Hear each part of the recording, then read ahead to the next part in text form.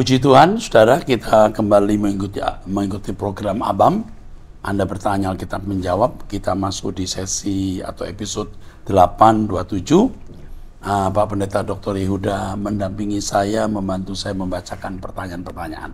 Mari kita mulai, Pak Yehuda, silakan. Baik Pak, yang pertama dari seorang wanita berusia 41 tahun, menikah, memiliki 3 orang anak, tinggal di Papua Barat. Shalom Bapak Pendeta yang terhormat dan yang sangat dikasihi oleh Bapak di sorga. Saya mau bertanya Pak Pendeta, apakah merdeka dari diri sendiri sama dengan selesai dengan diri sendiri? Seperti yang pernah Pak Pendeta sampaikan lewat khotbah Bapak. Oh iya Pak Pendeta, apakah khotbah Bapak atau pesan-pesan dari Bapak di sorga yang Pak Pendeta sampaikan lewat program doa pagi atau ibadah-ibadah minggu, waski, doa malam, doa puasa, Batak bermazmur, Kawanua bermazmur, dan lain-lain, apakah bisa dijadikan buku renungan yang kecil yang bisa dibagikan kepada orang-orang yang belum pernah mendengar Injil kebenaran, seperti di kota kecil tempat saya tinggal? Satu lagi Pak Pendeta, bolehkah saya dikirimkan buku Bapak yang judulnya Kodrat Ilahi? Saya rindu ingin membaca buku-buku Bapak, karena saya sangat bersyukur Roh Kudus menuntun saya menemukan Bapak Pendeta yang semua pengajaran, khotbah-khotbah Bapak membuat saya berubah. Oke, potong dulu. Iya. Yang pertama, apakah merdeka dari diri sendiri sama dengan selesai dengan diri sendiri? Ya, ini benar. Ketika orang menyelesaikan kelemahan-kelemahan di dalam dirinya yang bisa melukai orang. Gampang tersinggung, gampang marah, dan berbagai nafsu. Ya, itu benar. Lalu mengenai buku-buku yang mengenai khotbah-khotbah saya, apakah dibukukan? Ya. Yang menjadi buku-buku sampai hari ini itu semua khotbah-khotbah saya yang diketik. Ya, oke. Nanti ini tolong catat, kita kirim buku. Kita kirim buku. Oke. Terus. Ya, baik. Khotbah-khotbah Bapak membuat saya berubah, saya dipaksa untuk berubah, saya memaksa diri saya untuk berubah. Berat Pak Pendeta, sangat berat sekali Pak Pendeta. Tapi saya dengan kesadaran penuh mau berubah dan berjanji untuk berubah. Saya mau jadi anak penurut Allah Bapa di sorga. Tahun-tahun hidup saya sudah banyak saya sia-siakan untuk hal yang sangat tidak penting dan membinasakan. Kalau sampai mengatakan berat, berarti betul-betul dia mengalami. Dia bergumul. Ya, ini ciri orang yang benar-benar bergumul untuk mengenakan kebenaran. Oke. Oh iya Pak Pendeta, hati saya sedih tahu Bapak sakit. Saat doakan Pak Pendeta saya nangis Pak. Kelemah lembutan Bapak, kemurahan Bapak, ketulusan Bapak itu bisa saya rasakan Pak. Sekalipun saya baru mengikuti channel Bapak di tahun 2023 ini dan kita tidak saling kenal. It's okay. Terima kasih untuk kasihnya, terima kasih. Perasaan ini tidak saya rasakan ketika orang tua saya masih hidup karena mereka sangat sibuk dalam aktivitas gerejawi, menjadi majelis 20 tahun lebih, jadi pemimpin paduan suara gerejawi. Sayangnya saya dan saudara-saudara saya tidak benar-benar merasakan kehadiran mereka dalam hidup saya. Buah-buah roh juga terpancar indah di wajah istri dan anak-anak Bapak. Itu memicu dan memacu saya untuk hidup seperti Yesus Kristus hidup dan sempurna seperti Allah Bapa di sorga. Karena Pak Pendeta sekeluarga membuktikan dengan sungguh-sungguh cara hidup Kristus. Oh iya Pak Pendeta, salam saya buat anak perempuan Bapak, adik Stefani Erastus, suaranya merdu sekali. Terima kasih Pak Pendeta beserta tim Truth Channel. Tuhan Yesus menyertai dan memberkati selalu. Oke. Saya sudah menjawab pertanyaan dan buku akan dikirimkan staf saya ke alamat Ibu. Nanti minta alamatnya. Ibu, atau kamu, ini masih lebih muda ya, menjadi bagian hidup kami. Kita bersama satu keluarga yang nanti akan bersama-sama di langit baru, bumi baru. Amin. Berikutnya Pak, dari seorang wanita berusia 47 tahun, sudah menikah, tinggal di Taiwan. Shalom Pak Eras, kiranya berkat rahmat anugerah dari Allah Bapa lewat putranya Yesus Kristus menyertai Bapak sekeluarga selamanya. Saya sangat berterima kasih atas jawaban Bapak dalam Logos, juga banyak pertanyaan yang saya sampaikan pula di ABAM. Pak, saya mau tanya, jika dikatakan Allah menciptakan setiap manusia dengan kehendak bebasnya, bagaimana dengan bayi yang baru lahir, yang meninggal sebelum dewasa dan memiliki kehendak sendiri? Bagaimana penjelasannya berkenaan dengan corpus delicti? Terima kasih buat jawabannya Pak, dan mohon maaf jika kalimat atau pertanyaan saya kurang sopan. Enggak. Ya. Pertanyaannya bagus. Ya. Jadi mengenai bayi umur berapa dulu? 2 hari, 3 hari, sebulan, 2 bulan, karena setahun, 2 tahun mungkin masih dikatakan bayi. Alkitab tidak pernah menjelaskan hal ini. Jadi kita tidak tahu bagaimana keadaan orang yang belum memiliki kehendak bebas, belum memiliki kesadaran sudah meninggal. Tetapi ada catatan, orang tua dari bayi ini atau anak ini pasti memiliki peran. Kalau orang tuanya takut akan Tuhan, tidak mungkin anaknya dibuat menderita. Oke, teruskan. Berikutnya Pak, dari seorang wanita berusia 32 tahun, sudah menikah, tinggal di Manado. Shalom Om Eras yang dikasihi Tuhan. Saya sangat bersyukur pada Tuhan lewat channel Truth ID dan semua pengajaran Om Eras. Sudah setahun lebih saya ikuti ini. Dan ini sudah ketiga kalinya saya kirim WA ke Abam, dan puji Tuhan tiap hari saya dikirim WA dari staf Om Eras. Ibu Doli. Ya, Ibu Doli.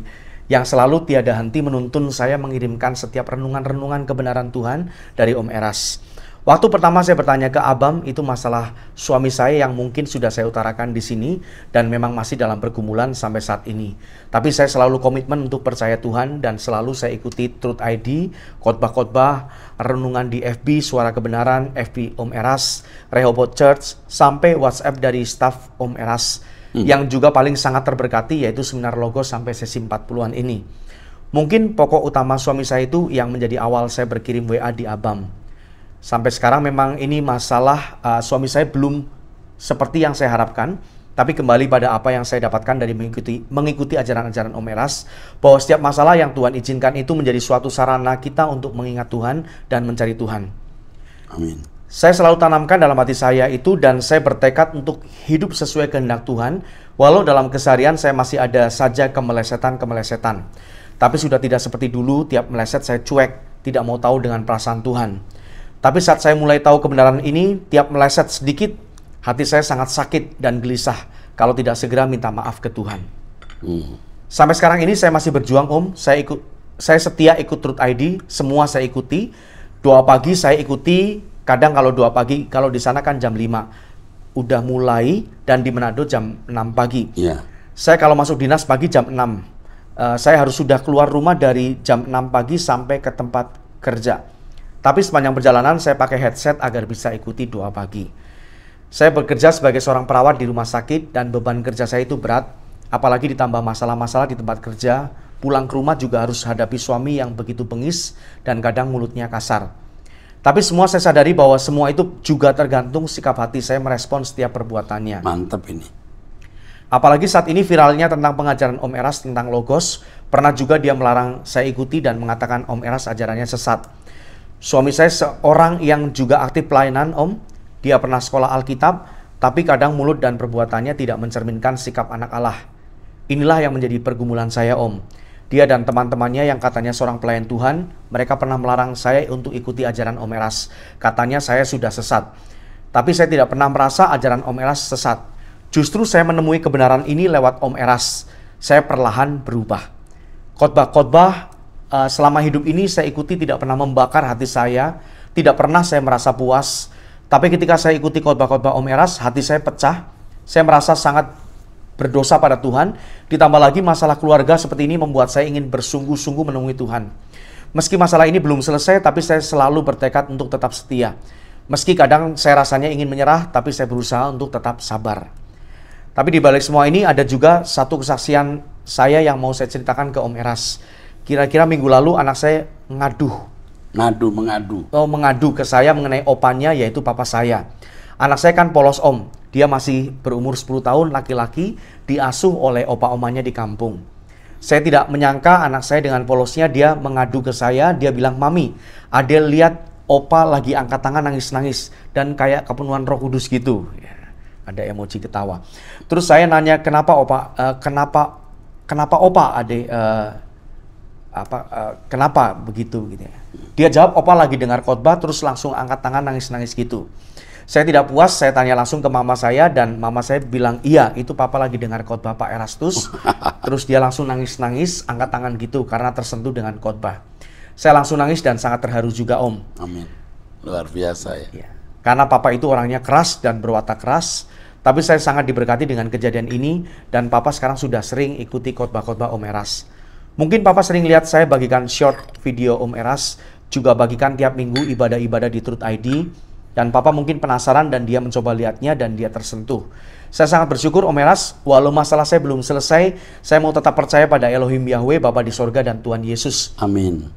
Begitu banyak pergumulan saya Om, tapi saya selalu ingat kata-kata Om Eras bahwa semua pasti bisa dilewati. Bisa dilewati. Apalagi ketika mulai ikuti dan mengerti seminar Logos, saya sudah bisa mengenali Allah yang benar dan penyembahan yang benar. Terima kasih Om Eras, maaf sangat panjang WA saya. Doa saya buat Om Eras tetap semangat. Kami di sini sangat menantikan suara Tuhan lewat Om Eras. Tuhan memberkati selalu Om Eras dan keluarga serta pelayanannya. Oke, ini kesaksian yang bagus ya. Iya. Dukungan, dorongan untuk kami di sini. Ternyata jerih lelah kami tidak sia-sia membuahkan buah seperti wanita ini. We love you, ya. You are part of our life, ya. Bless you, amin. Berikutnya Pak, dari seorang wanita berusia 54 tahun, sudah menikah, tinggal di Bandung. Shalom, mau tanya Pak Pendeta, harus bagaimana menghadapi suami yang pergi 1-2 minggu, nggak pulang-pulang, di rumah cuma betah 2-3 hari. Saya tanya alasannya, pengen kumpul-kumpul sama teman-temannya. Suatu saat saya pergoki lagi sama perempuan lain. Selingkuhnya diulang-ulang, perempuannya masih tetap yang itu. Udah nggak mau kerja dan nggak kasih nafkah lagi. Ada uang hasil usaha saya diambil pergi lagi. Mohon bantu Pak Pendeta apa yang mesti saya lakukan dan firman apa yang bisa menguatkan saya. Terima kasih, Tuhan Yesus memberkati. Oke. Jangan harap dia pulang. Kalau dia tidak pulang ya sudah. Doa saja. Kalau saudara mengharapkan dia pulang sakit. Doa serahkan di dalam tangan Tuhan. Koreksi, periksa diri mengapa suami tidak betah. Mungkin ada peran kesalahan Anda di situ, di mana Anda harus berubah. Kalau Anda sudah baik, dia tetap jahat. Karena memang ada perempuan lain, you diam saja. Ya, diam saja. Tuhan akan beracara. Tuhan akan menunjukkan kuasanya. Yang penting you hidup suci, melayani Tuhan. Berharap pertolongan Tuhan. Pasti Tuhan tolong pada waktunya. Kuat. Amin. Ya, berikutnya Pak, dari seorang pria berusia 49 tahun, single, Jakarta. Oh, ini pertanyaannya tentang seminar Logos, Pak. Ya, gimana? Yang ini yang siapa sih? Iya, ini yang bawah. Ini ya. Iya. Timo Daru. Iya. Kita pindahkan pertanyaan Pak Daru ya, iya. Daru. Iya. Kita pindahkan untuk soal Logos ya. Ya. Kita pindahkan ke Logos. Ya, menjawab Trinitas nanti akan kami jawab di forum itu. Ya. Oke. Teruskan. Baik, yang berikutnya dari seorang pria berusia 57 tahun, berprofesi sebagai pendeta, tinggalnya di Gunung Sindur. Shalom Pak, saya rindu bisa bergabung dalam pelayanan dengan GSKI karena saya lihat pengajarannya sangat dalam dan membuat kerohanian menjadi dewasa. Saya melayani sejak 1999 dan sudah mengundurkan diri dari gereja atau sinode yang lama karena ada perbedaan konsep pemikiran, dan sekarang saya freelance dan terima undangan khotbah dari gereja-gereja. Mohon nasihat dan arahannya. Terima kasih, Tuhan Yesus memberkati. Oke. Ini mungkin harus telepon sama staf kita. Ya. Kita sambut, kita tahu, harus tahu seluk-beluk lalu bagaimana. Mau pindah bergabung ini sendiri atau dengan jemaat. Ya. Oke? Iya. Oke, teruskan. Jadi kita hubungi nanti ya. Iya. Tolong Nak, Pak Tim mungkin hubungi. Yuk. Berikutnya Pak, dari seorang pria berusia 22 tahun, masih single. Muda ya? Iya, masih muda Pak ini. Tinggal di Jakarta Selatan. Shalom Bapak Pendeta Dr. Erastus Sabdono. Maaf sebelumnya Pak apabila saya cerita banyak di sini. Saya sejak kecil sudah mendengar khotbah-khotbah Bapak dari radio RSKK, Radio Suara Kidung Kebenaran, yang selalu diputar sama orang tua saya Pak. Dari situ saya mulai penasaran sama Bapak sampai akhirnya saya memutuskan untuk masuk ke sekolah teologi yang dulunya Bapak jadi rektor di sekolah tersebut. Oh. Ya. Puji Tuhan Pak, dengan pimpinan Roh Kudus dan lewat penyembahan-penyembahan yang terus saya naikkan kepada Tuhan, semakin membuat saya semakin dewasa dalam iman dan mengalami perjumpaan dengan Tuhan yang real, bukan fantasi. Ditambah dengan doa-doa pagi bersama Bapak dan juga khotbah Bapak membuat saya semakin peka akan Roh Kudus. Sampai Roh Kudus yang hidup dalam diri saya terus berbicara dalam hati saya bahwa Bapak adalah hamba Tuhan yang benar, yang memfokuskan seluruh umat manusia menjadi anak kesukaan bagi Allah. Amin. Dengan bergaul erat dengan Tuhan dan bersedia untuk terus diproses sampai mencapai kedewasaan iman yang mungkin menurut orang-orang yang masih mencintai dunia itu sesuatu yang bodoh. Akan tetapi bagi orang yang mengalami perjumpaan dengan Tuhan dan dipimpin oleh Roh, pasti merasakan hadirat, spirit, dan belas kasihan Tuhan yang begitu besar kepada jiwa-jiwa, Pak. Di sini saya mau bertanya, Pak. Kemarin saya sampai mimpiin Bapak di dalam mimpi itu. Kita bertemu, Pak, dan Bapak memberikan saya sebuah kertas seperti surat begitu, Pak. Dan setelah Bapak memberikan itu, hati saya sukacita sekali, Pak. Kira-kira makna mimpi itu apa ya, Pak? Kertas. Kertas, ya. Oke, terus seperti surat, ya. Oke. Ya, oke. Sama satu lagi, Pak, saya sudah komitmen buat belajar teologi di STTE, Pak. Untuk lanjut S2, cuman tahun ini terlambat, mungkin tahun depan Tuhan tolong dan buka jalan, Pak. Saya juga mau berkomitmen membantu pelayanan Bapak di GSKI Citycon untuk memenangkan banyak jiwa untuk Tuhan dan menjadi anak kesukaan bagi Dia. Apakah saya boleh membantu melayani bersama Bapak dan Pak Tim di GSKI Citycon, Pak? Pasti dapat. Terima kasih, Bapak Rohani. Ini bekas muridnya. Iya. Tidak sedikit mahasiswa-mahasiswa saya yang membuli saya. Iya. Ya, membuli, menciderai dengan kata-kata yang tidak patut, tapi mahasiswa ini memiliki kesantunan. Tolong Pak Tim juga menghubungi pria ini untuk ikut terlibat dalam pelayanan. Oke, teruskan. Tuhan berkati. Welcome to my world. Terus. Berikutnya, Pak, dari seorang anak perempuan berusia 12 tahun, Wow, seorang pelajar. 12 tahun ya. Iya, tinggal di Surabaya. Om Eras, saya mau bertanya. Jadi saya punya teman, dia itu suka berkata-kata kotor, berpikiran negatif, selalu berbohong. Tapi dia selalu membantu saya jika saya kesulitan. Dia juga selalu mendukung saya jika ada masalah di hidup saya. Saya bingung apakah saya harus meninggalkan dia atau tidak. Jadi saya bertanya kepada Tuhan.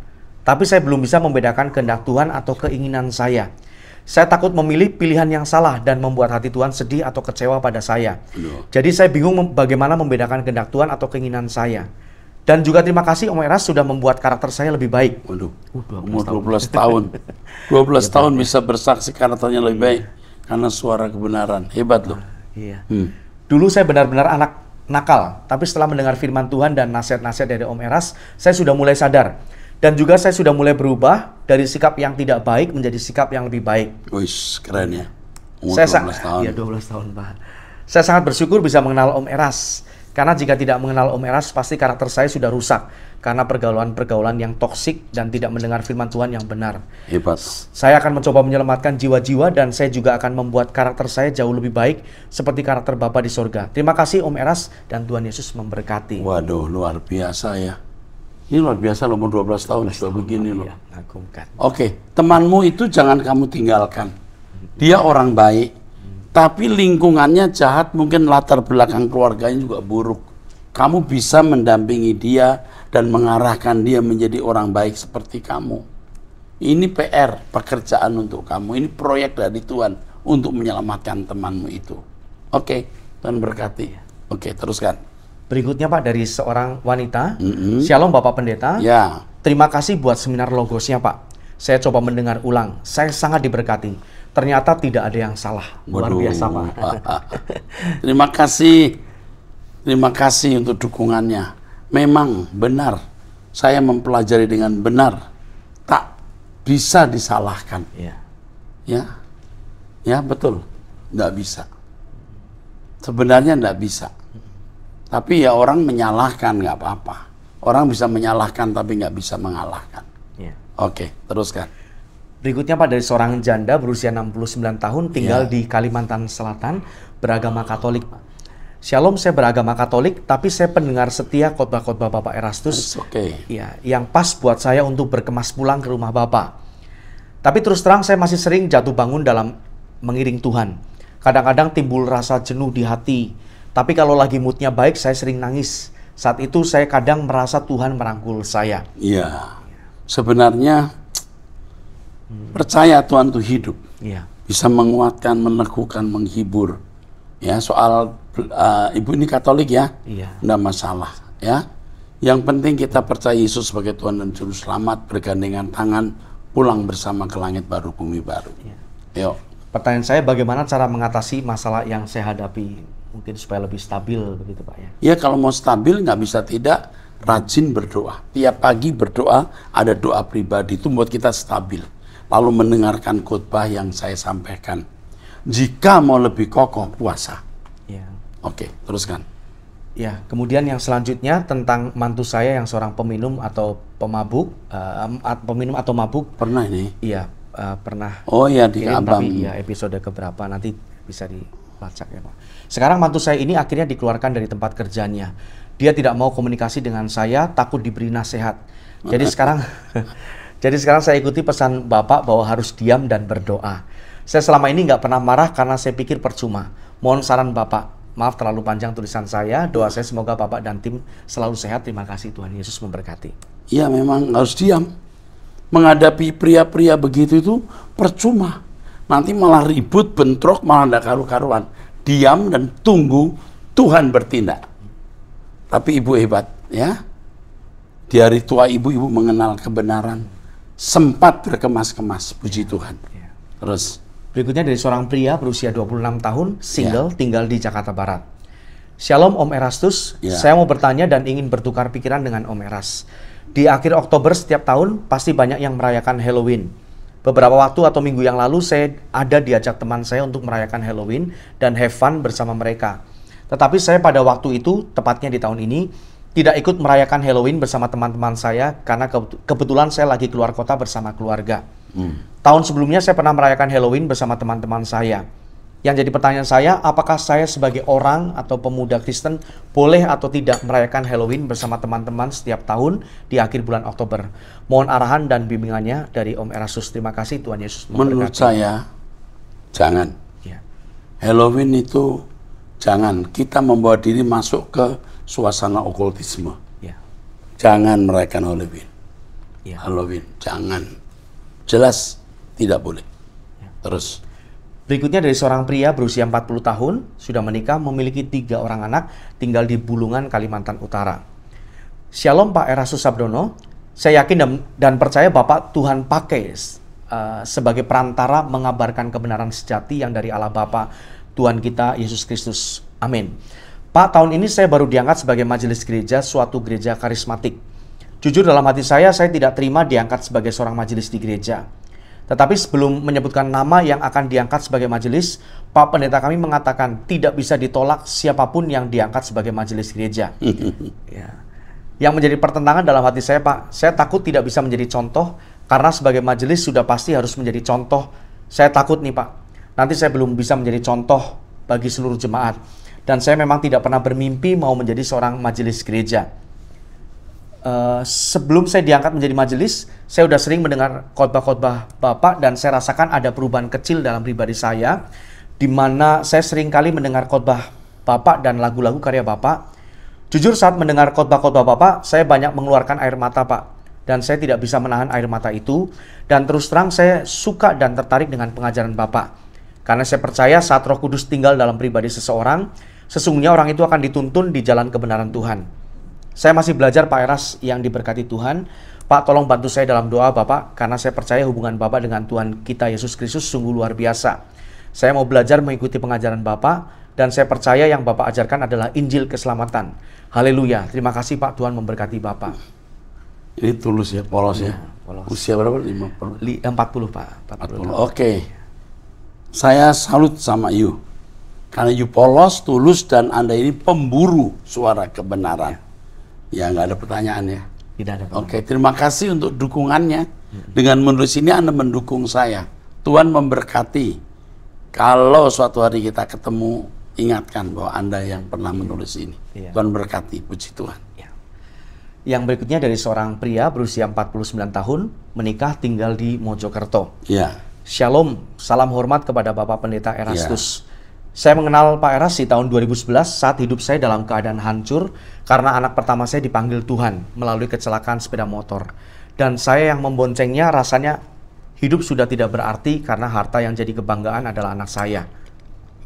Waktu itu ekonomi benar-benar buruk, istri sering tidak makan waktu malam, dan anak yang kami kasih dipanggil Tuhan. Aduh, sedih. Iya. Terus. Di waktu saya sudah putus asa, khotbah Pak Eras memberi kekuatan dan saya mulai mengikuti khotbah Pak Eras. Bahkan sampai gembala saya sangat tidak senang dengan saya karena saya mengikuti khotbah Pak Eras dan dari khotbah Pak Eras saya mulai mengenal hidup benar dan belajar hidup kudus. Mantap. Ya. Saya bekerja jadi sopir truk tronton dan lingkungan pekerjaan saya sangat bertolak belakang dari pemikiran saya tentang hidup kudus. Apalagi saya hampir tidak pernah mendapat khotbah yang benar kecuali saya melihat khotbah Pak Eras. Setelah saya mengikuti khotbah Pak Eras, saya merasa sendiri tidak ada orang yang mendukung saya kecuali istri dan anak saya. Sampai hari ini saya masih belajar hidup kudus walaupun masih sering jatuh. Satu yang jadi kerinduan saya supaya Tuhan Yesus memberi saya kuat dan mengerti kebenaran yang sesungguhnya, karena khotbah yang sering saya dengar selalu tentang bahwa kalau hidup kudus pasti diberkati jasmani yang melimpah. Sedangkan saya hanya seorang supir truk. Apakah benar yang sudah mapan ekonomi itu hidupnya benar dan kudus? Karena keadaan saya sampai hari ini hidup pas-pasan, saya sudah belajar tidak menghiraukan khotbah seperti itu, supaya saya tetap kuat di dalam Tuhan apapun keadaan saya. Sekian, terima kasih untuk perhatiannya, Tuhan memberkati. Oke. You sudah mengenal kebenaran dan kebenaran ini akan mengubah. Jalan terus. Meninggalnya anakmu salah satu cara membuat Anda datang berbalik kepada Tuhan. Ya. Mengenai anakmu jangan kamu susah, karena anakmu pasti sudah bersama dengan Tuhan. Ya, melihat kamu, saya teropongan saya, anakmu juga sudah selamat. Ya betul nggak? Ya. Jadi kamu nggak usah mikir ini. Yang penting kamu kerja, jangan boros, uang juga sisa disimpan. Ya, mengenai pendetamu yang mengatai saya sesat, ya sudah diam saja, nggak usah bela saya, you diam. Di mana-mana juga banyak pendeta mengatai saya sesat. Tapi kalau seorang pendeta punya Roh Kudus, pasti dia mempertimbangkan lain. Teruskan. Berikutnya dari seorang pria berusia 50 tahun, sudah menikah, tinggal di Cengkareng. Shalom Pak Eras, Bapak Rohaniku, serta Pak Pendeta Wignyo. Saya pernah kesaksian di Abam 656. Singkatnya di Abam 656, saya Kristen dan istri saya yang dulunya Muslim, dikarunia anak satu SMK kelas 11. Kami bertekad hidup kudus sejak 2019 karena dengar Pak Eras di GSKI Gajah Mada. Dan sekarang saya ingin tanyakan, saya saat ini fokus merawat mama saya usia 85 tahun. Sejak awal COVID sudah merawat mama. Istri wira swasta salon kecantikan kecil-kecilan di rumah yang masih ngontrak. 2018 saya jalani pasang ring jantung di rumah sakit Harapan Kita pakai BPJS namun gagal karena jarum stennya tidak tembus plak menyumbat 100% yang sudah mengeras di pembuluh darah dekat jantung. Dokter sarankan untuk operasi bypass. Sampai sekarang saya belum melakukan check up via BPJS karena merawat mama yang tidak bisa ditinggal meski 1 jam pun. Kondisi mama hanya tiduran, duduk pun harus dibangunkan, makan maksimal 7 sendok, dan rutin 1 jam saya suapi beberapa sendok sampai habis sendiri. Iya. Oke. Saya disubsidi 2 abang saya untuk fokus rawat mama senilai sekian per bulan, karena mereka berdua kerja. Kondisi saat ini fisik saya mulai menurun dirasakan. Apakah saya berdosa jika menitipkan mama saya ke panti jompo beberapa bulan untuk saya fokus melanjutkan check up via BPJS sampai bisa dioperasi bypass jantung? Beberapa tahun akhir saya mulai merasakan ada janggal di ritme tubuh saya, sulit tidur, sakit pinggang yang sering muncul. Kondisi keuangan kami masih bisa dilewati. Ya. Meski ada beberapa kali ambil pinjaman online, kalau salon sepi dalam beberapa bulan berturut dan belum mampu menabung. Terima kasih sudah menjawab, Pak. Tuhan Yesus berkati pelayanan Pak Eras. Amin. Yang pertama, jangan biasakan minjem uang di online. Jangan. Bahaya, terlalu besar bunganya. Nanti orang punya kebiasaan gampang dapat duit. Jangan biasakan hutang. Bahkan kepada siapapun, hindari hutang. Mengenai mama yang dibawa ke panti jompo, sebenarnya kalau mama mau, tidak masalah. Ya, kalau mama mau. Tapi kalau ada saudara yang lain bisa nampung, kenapa tidak ditampung? Sementara Anda memiliki fisik harus bypass. Sebenarnya coba kalau punya berkat ya, cari dokter yang sekarang teknologi bagus ya, bisa pakai ultra kayak bunyi dek dek dek dek, itu bisa menghancurkan. Apa sih namanya ya? Wave, kejutan, duk, duk. Karena saya ngalamin itu. Jadi saya punya pembuluh jantung itu mati, udah 100% tertutup. Tapi ada pembuluh baru. Nah, ini mau saya hidup.